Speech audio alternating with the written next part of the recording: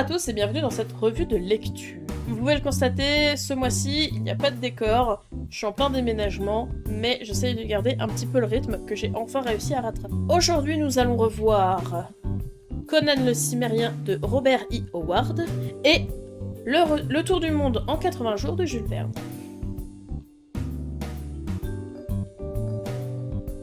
On va commencer par Le Tour du monde en 80 jours de Jules Verne. C'est un roman jeunesse, c'est un roman d'aventure qui, pour mon édition, est une édition de poche, mais il y a énormément d'éditions qui existent pour ce livre. Sa première parution date de 1872. Donc, résumé du Tour du monde en 80 jours. Phileas Fogg est un Anglais dont la vie est réglée comme du papier à musique. Mais il fait avec ses amis un pari insensé. Faire le tour du monde en 80 jours, ce qui à l'époque est un exploit. Il s'embarque donc avec Passepartout, son domestique, dans cette épopée contre la montre et contre les éléments. Alors, mon avis sur le tour du monde en 80 jours. On est ici sur un livre qui est très court, c'est-à-dire qu'il fait 300 pages, mais ça reste quelque chose qui est assez impressionnant puisqu'il est fidèle géographiquement. C'est-à-dire que vous pouvez très bien prendre une carte et suivre les trajets qui sont faits, il n'y a pas de souci là-dessus. C'est assez frais à lire, hein, c'est très rafraîchissant, c'est très léger comme façon d'écrire, et bien qu'on n'ait pas tellement de surprises, parce que globalement, on sait que tout le temps qui est gagné va être invariablement perdu pour pouvoir faire plus de suspense. On est dans un cas où Phileas Fogg, donc le personnage principal, est énigmatique et ne laisse rien transparaître, rien ne semble l'altérer, il a toujours un coup d'avance sur les aléas qu'il va subir, et même quand il n'en a pas, il arrive encore à trouver des façons très rapidement de se retourner et de conserver son avance.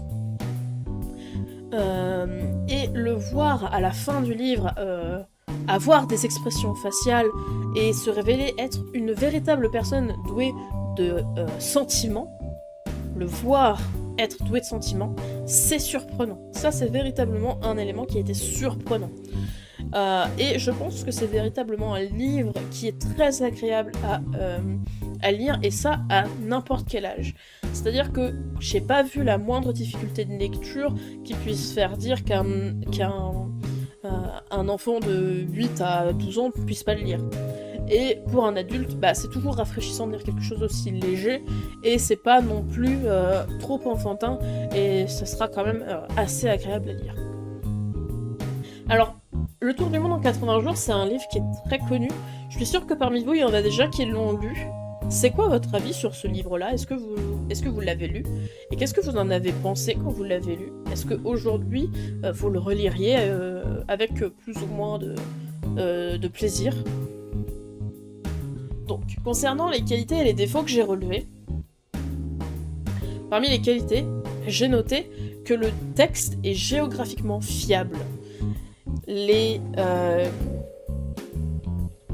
L'itinéraire de Phileas Fogg peut véritablement être suivi de A à Z. Vous sortez une carte et vous pouvez suivre. Ah, il est allé jusque là. Ah, il a ensuite suivi comme ça, etc., etc. Là, il a pris le bateau jusque là.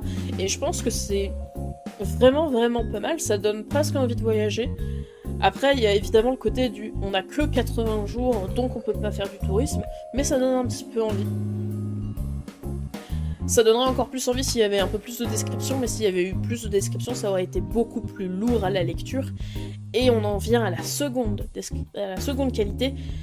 C'est un livre qui est très agréable à lire. Il est très frais, il est très aérien, et à tous les âges, moi je vous recommande de le lire, il n'y a pas de souci, que vous soyez habitué ou pas à la lecture, c'est un livre qui se lit tout seul quasiment, et le fait qu'il y ait très peu de description, ça vous permet de vous focaliser sur la narration, donc sur les aspects importants du livre, et ça reflète également le fait que les personnages n'ont pas le temps de faire du tourisme, du coup ils n'ont pas le temps de voir la beauté des différents pays.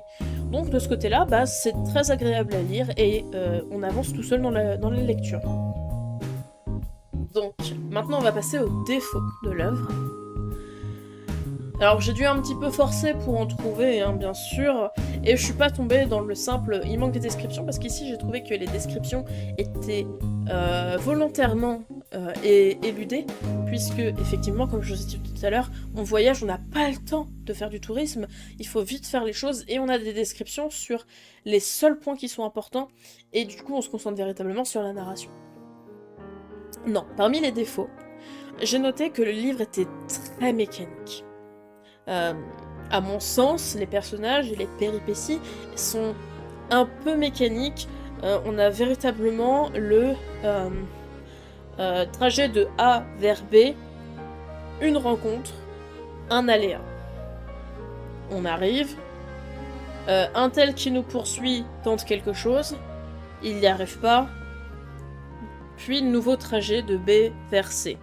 On rencontre quelqu'un, il y a un truc qui se passe, le mec qui nous poursuit tente quelque chose, il n'y arrive pas, ensuite trajet de C vers D, etc. etc. J'ai trouvé ça assez mécanique, assez... sans que ça soit gênant, ça devenait assez prévisible en fait. Voilà à mon sens ce que j'ai un peu ressenti. Mais je vais pas vous mentir, ça a beau être un peu mécanique, c'est une mécanique qui roule plutôt bien. C'est pas non plus une mécanique très gênante où on a la sensation que tout le monde est un robot. Et en second défaut, j'ai marqué qu'il y avait assez peu de suspense. Alors là, c'est peut-être parce que moi, je connaissais déjà la fin, mais pour le coup, c'est pas compliqué. Hein. On est quand même dans un choix binaire, soit il y arrive, soit il y arrive pas.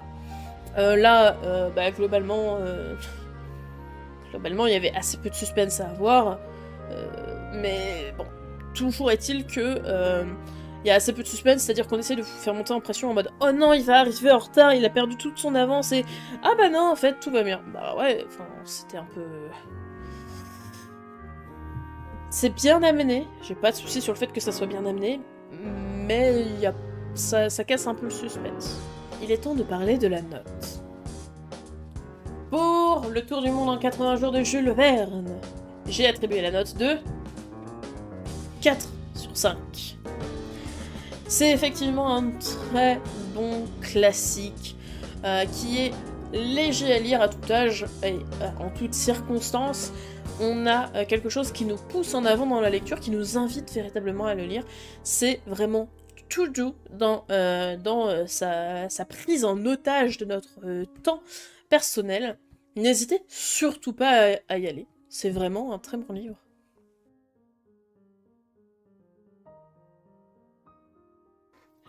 Mesdames et messieurs, je vous présente Conan le Cimérien de Robert E. Howard. Alors, avant que je vous présente le recueil que j'ai entre les mains, il va falloir qu'on parle de 2 ou 3 trucs. Vous connaissez forcément Conan le Barbare. Ou, à défaut, vous en avez entendu parler. Potentiellement par Bob Lennon, potentiellement par culture générale. Conan le Barbare est inspiré de Robert E. Howard.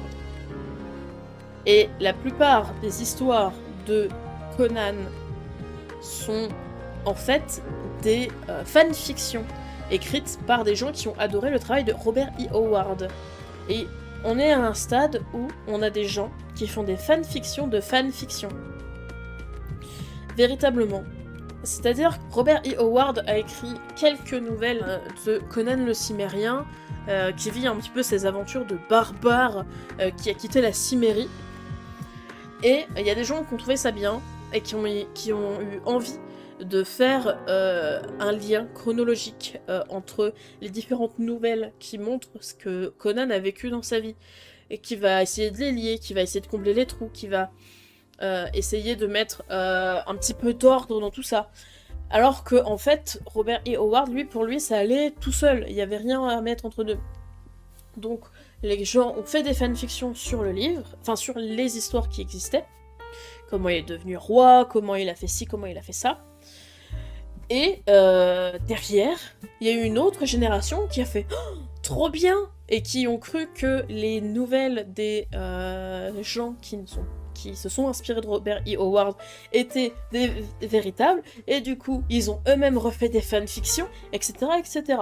Donc, aujourd'hui, c'est très compliqué de trouver des nouvelles véritablement écrites par Robert E. Howard, et C'est ici le but de ce livre, c'est de n'utiliser que celles qui ont été publiées par l'auteur au sein des différents journaux de nouvelles dans lesquels il publiait. Donc, ici, on est sur une œuvre qui est sur l'édition Bragelonne.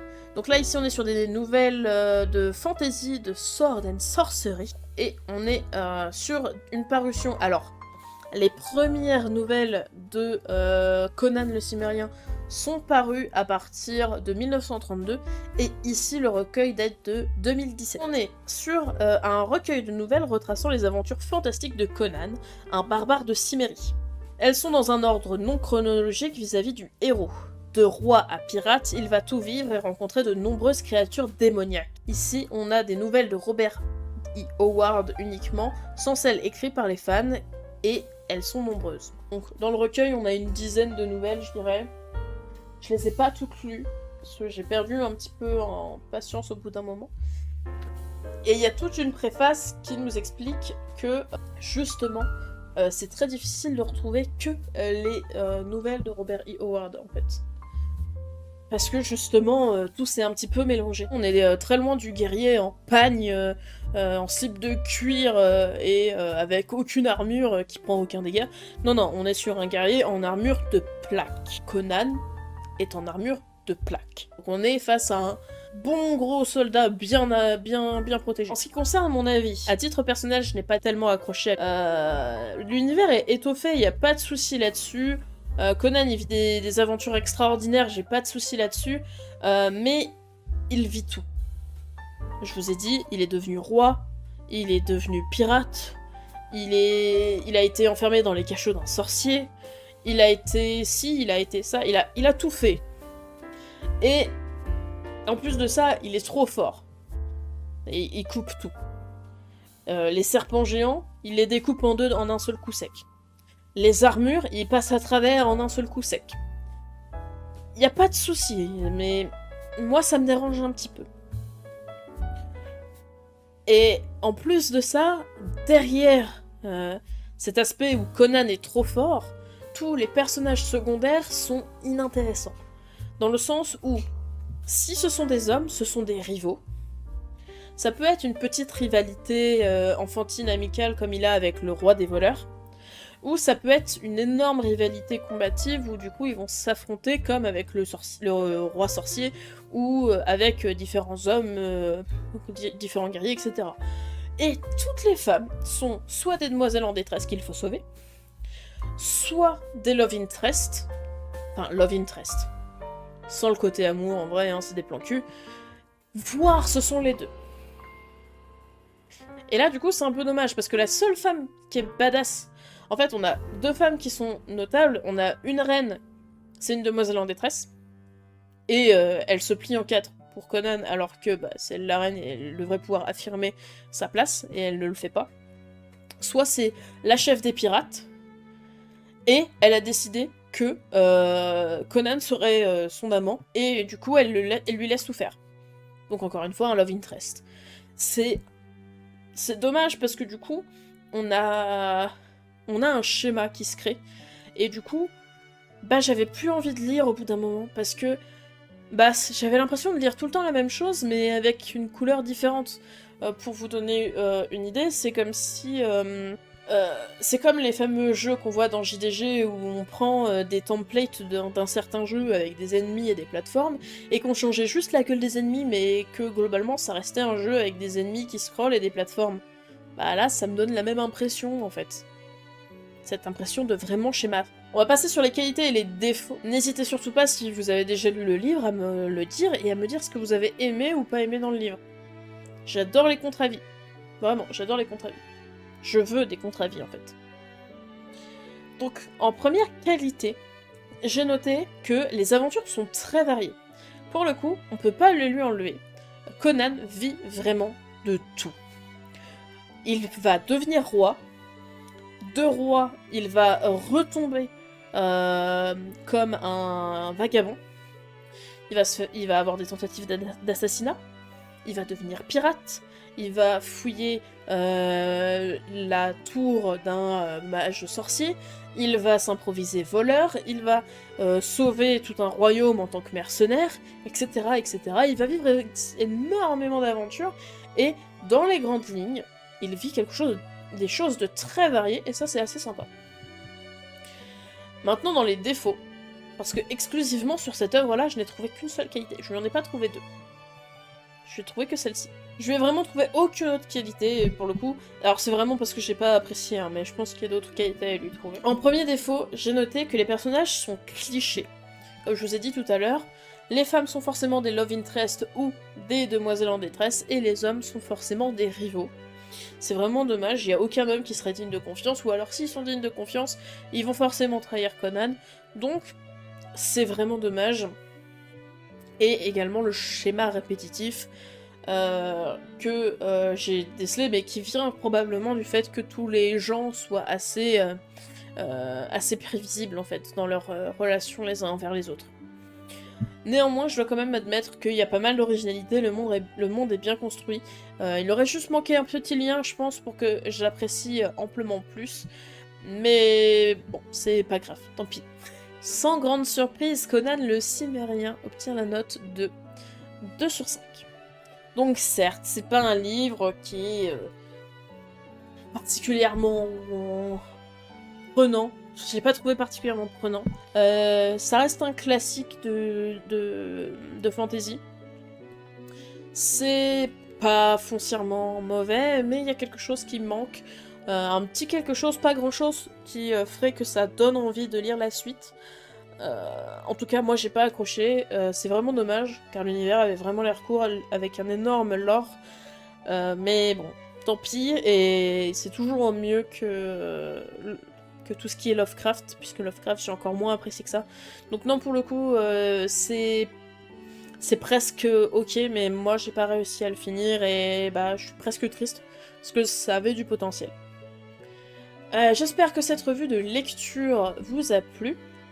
Pour le mois prochain, au programme, nous aurons Les Légendes oubliées de Émilie Loyer. On parlera du tome 1, qui s'appelle Les Amazones, et on parlera du Rouge et le Noir de Stendhal, puisque on a réussi à le finir, effectivement.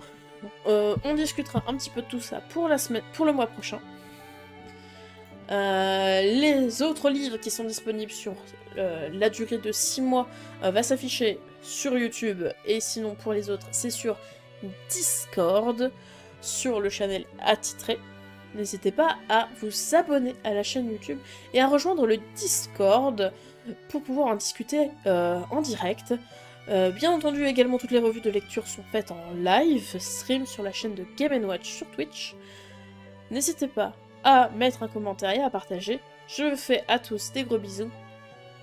Ciao tout le monde, bonne lecture.